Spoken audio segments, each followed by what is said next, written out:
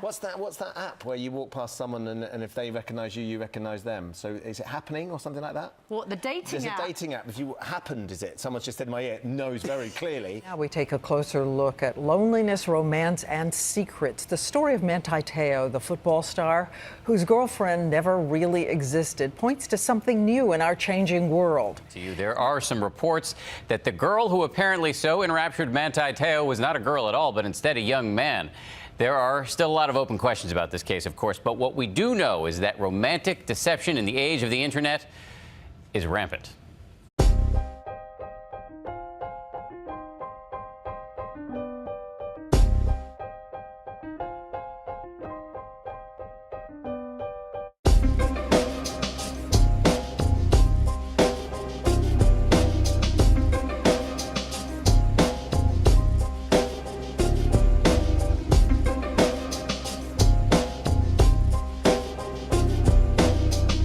Hi, I'm Freya Peachey, and I'm going to be investigating the truth behind online dating with my trusted cameraman Lauren Davis, who will be behind the camera every step of the way. We aim to investigate the ins and outs of online dating and see where this journey takes us. During our research phase, we came across a lot of dating websites that vary from normal dating sort of things to those that are a bit more niche, such as uniform dating or even the sexual pleasures. We also came across a website called Ashley Madison, which is a dating website for those people who essentially want to cheat on their partners without getting caught. We also use this time to get in contact with local dating agencies and one dating website, Match.com. They were the only company to get back to us within the hour, and we then sent them some questions to answer. So far, we haven't heard anything back from them, so we took this opportunity to ring them.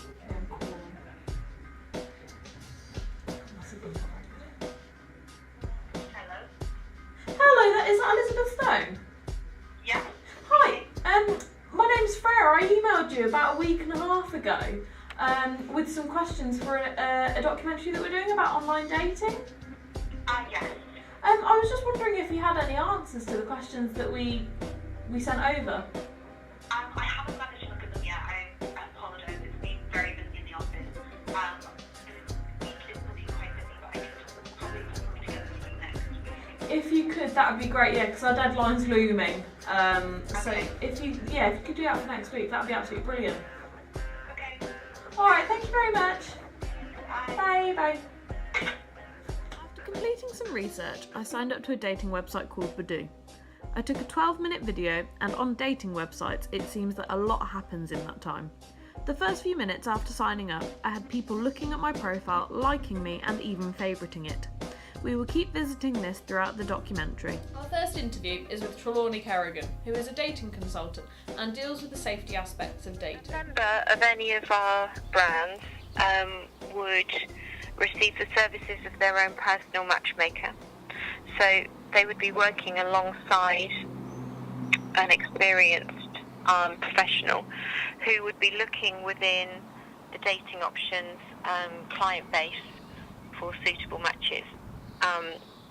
And what the difference between joining a free online dating agency and joining any agency within the dating options group is that every member is ID checked, and there is various different verification systems that we use. When somebody joins our agency, there's a vetting process, first of all, that they need to go through, and the company has actually just made quite an investment in LexisNexis, which is an identification verification system, and we also use the World Compliance, which allows us to screen potential new members for any offences relating to financial fraud, and that also covers crimes committed outside of the UK. We've definitely had a sharp increase in clients over the age of 50 in the last year. It's become a very popular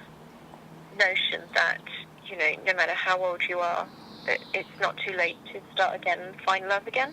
It is personal choice for who our clients actually meet, and then it's personal choice whether they like them or whether they want to move on. If there was any problem with behaviour from either side, then that would be something that the team would take very seriously. But generally, it's personal taste, whether they like their match or not. For us, success is having 75% of our clients or over in some stage of introduction, whether they're preparing to meet someone or whether they're giving a relationship a go. For example, you've got gay relationships, which speaks for itself. You've got avenues, which is for over 50, matchmakers, which is generally for younger people, not strictly, but generally a younger client base that are looking to find someone and start a family. Ultimate Attraction is a city brand. It's kind of much more London focused. Attracted Partners is often very affluent, successful people, and Searchmate is more for kind of down-to-earth people. So there's also different levels of membership, so they're different costs. 6 minutes into having my profile open, we can see that 17 people have liked my profile and counting. It seems to be a steady flow of people that were clicking the like button, but as you can see, it's just as easy to keep clicking the like button until you get a match.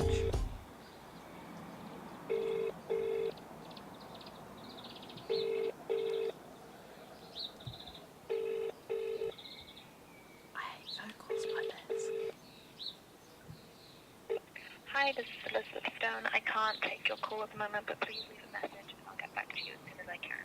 Bye. Begin speaking after the tone, then hang up when you are finished, or press any key for further options. Hi Elizabeth, it's Freya Peachey, just ringing up just to see if you've got the questions answered at all for the documentary that we're doing. If you could either give me a call back on to answer the questions, that'd be great, or just reply to the email, that would also be great. Alright, thank you very much, bye bye.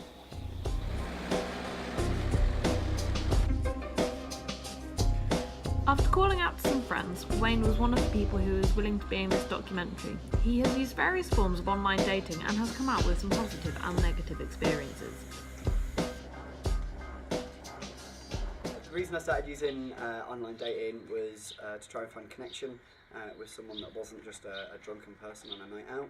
Online dating did and didn't work for me. It has its ups and downs. I think it depends on who you meet, who you talk to, and sort of how you pose yourself with online dating.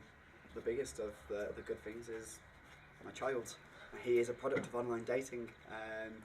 Me and his mum met on a website called, or an app called Badoo. We started talking and met. We then were together all in all for about sort of 4 or 5 years, and had a child because of it. Yeah, so I've used Path or Plenty of Fish, I've used Match.com, I've used EX-tremely. Obviously, like I said, it is the porn website, but you can then also create your own profile.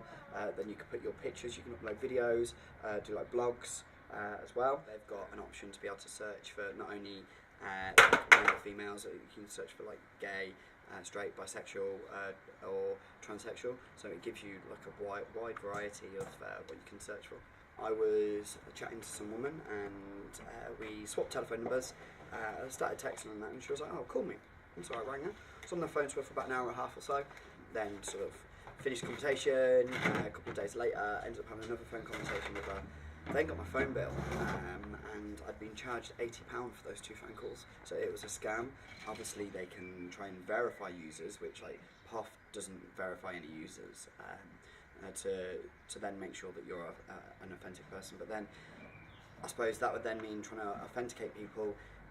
There's an extra cost into it, and that then may take away from free websites. Like POF is predominantly free, but you can pay to become a premium user, and you've got to be prepared for the rejections, really. I mean, like, potentially I will send out, for every 20-30 messages I'll send out, I maybe get 1 response, and so I have to try and base my first message based on their profile to try and trigger an interest.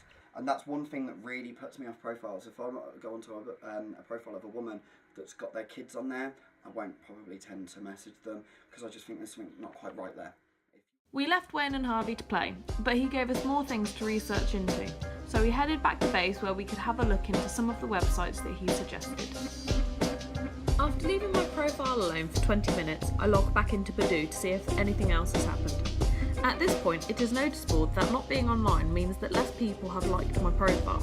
This following part is where it becomes more interesting. The reason we have blurred out this profile is because it belongs to someone that I used to date. He is currently in a relationship and is using a false name in the assumption that no one will find out what he is doing.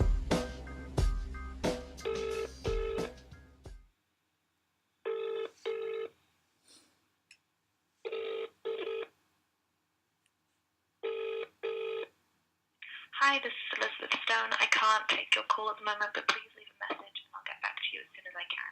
Bye. Begin speaking after the tone and hang up when you are finished, or press any key for further options. Hi Elizabeth, it's Freya Peachey again from Stratford-upon-Avon College. I'm just ringing to see if the questions that we emailed over a couple of weeks ago have been done, as our deadline is tomorrow and we really need something. If you could either just reply to the email or give us a call back on, that'd be great. Thank you, bye bye. I just like having fun, and I also really like attention. So I had like 7 at one point. So I had Grindr, Tinder, I was on Plenty of Fish for a time, Badoo, lots of gay people on apps, have like, everyone has a type, which is fair enough, you do you. But then, if you're not part of that, they have the need to message you to make you aware that you're not part of that thing. Like, some guy messaged me saying, I want to fix your eyebrows, and I was like, I want to fix your attitude, we don't all get what we want. And then someone else messaged me saying, you're really white, and I was like, thank you, my cousin's actually Casper the Ghost. And just all that kind of stuff. I just like conversation. I never actually meet anyone because why would I meet someone? I don't have any intentions for it. But I actually live near Warwick University, and someone on Grindr who goes there was just adding loads of people from Grindr around the same age, from like 18 to like 25, into a group chat, so that we would all just like meet up, hang out, have drinks, and like have no kind of connotation to it. And that's actually where I met my boyfriend. There's a lot out there, but it's just all the same. That's not really the app's fault, it's more the community's fault, because it's kind of like I'm going to take this opportunity right here, right now type of situation, rather than the people that are kind of like, I want to find someone to date, it's like, I want to be with someone right now and then leave them in the morning, that kind of thing. Usually if they have a funny line, usually something self-deprecating, because that's really my sense of humour.